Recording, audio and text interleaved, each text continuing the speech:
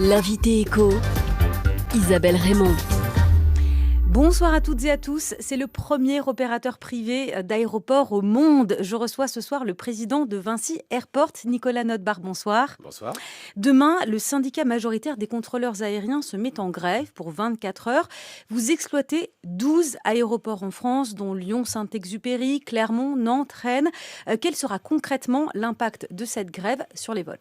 Alors l'aviation civile a décidé de supprimer, je crois, la moitié des vols. Donc évidemment, ça s'appliquera sur notre réseau. Ça fait à peu près 200 vols en moins, voilà, qui a 50% de passagers. Mais évidemment, les passagers sont invités à essayer d'anticiper, ou maintenant plutôt de reporter leur voyage.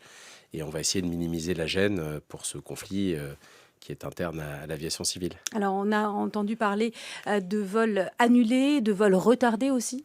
Je crois que ce sera surtout annulé, régulé, comme on dit. C'est-à-dire, il y a à peu près la moitié des vols qui sont régulés, qui sont supprimés, mais évidemment, beaucoup de passagers prennent leur disposition. On les encourage d'ailleurs sur nos sites, sur nos réseaux sociaux. On peut avoir les informations, évidemment, en plus des compagnies aériennes. Alors parlons maintenant de la saison estivale qui vient de s'achever, qui a vu le retour des touristes étrangers en France. Vous qui exploitez 70 aéroports dans 13 pays différents, est-ce que vous constatez ce retour des touristes dans les airs partout dans le monde ? Tout à fait. Alors, ça a été très impressionnant cet été dans un pays comme le Portugal. On exploite tous les aéroports du Portugal, Lisbonne, Porto, Faro. On a eu à peu près le trafic de 2019. Donc, c'est un engouement européen, américain. Le goût de la liberté. On a quand même eu des confinements, des périodes de restrictions très fortes qui nous interdisaient de voyager. Et il y a un besoin humain essentiel du voyage, de la découverte, des vacances. Et donc, effectivement, cet été était très bon. Très bon aussi, on exploite l'aéroport de Londres Gatwick, où les Britanniques se sont remis à voyager. Et dans nos aéroports français, les passagers ont été nombreux, à Lyon, à Nantes, ou à Hyères-Toulon, dans le Var, on a accueilli beaucoup de passagers. Donc, à la fois des passagers qui partent, des passagers qui arrivent, des Européens, des Américains. Le continent américain aussi a été très dynamique cet été. Plus 40% au mois d'août. Vous dites que le Portugal, par exemple, a retrouvé son niveau de 2019. Est-ce que c'est le cas partout ? Est-ce qu'on a retrouvé le niveau d'avant Covid ? Oui, alors, quelques petites différences. Par exemple, un pays comme la République dominicaine, on est déjà très au-dessus d'avant Covid. Costa Rica, l'Amérique centrale. La France, on est encore un peu en dessous parce que le trafic business, notamment, n'a pas repris complètement.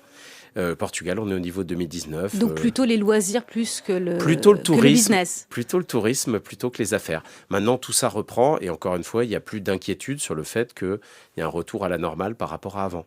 Alors, on a vu aussi des scènes dans les aéroports avec des files interminables pour récupérer ses bagages. On a vu ça à Roissy, on a vu ça beaucoup à Amsterdam Schiphol. Est-ce que vous constatez aussi ce problème dans les aéroports que vous exploitez chez Vinci ? Alors, on l'a eu un petit peu moins. Il faut savoir que cette reprise très dynamique, très tonique du trafic, elle était très difficile à anticiper pour tout le monde. Je salue nos équipes à Londres Gatwick, à Lisbonne, à Lyon, en France, parce qu'il a fallu préparer des équipes quelques mois à l'avance. La particularité des aéroports, c'est qu'on ne se forme pas en 3 jours, en une semaine, pour être un équipage d'une compagnie aérienne ou pour travailler dans un aéroport. Et nous, on a des équipes qui ont très très bien travaillé dans l'anticipation. Après, ça reste un domaine où la moindre difficulté peut occasionner des gênes. Chez nous, on a, je crois, beaucoup anticipé. On n'a pas eu de gêne particulière cet été.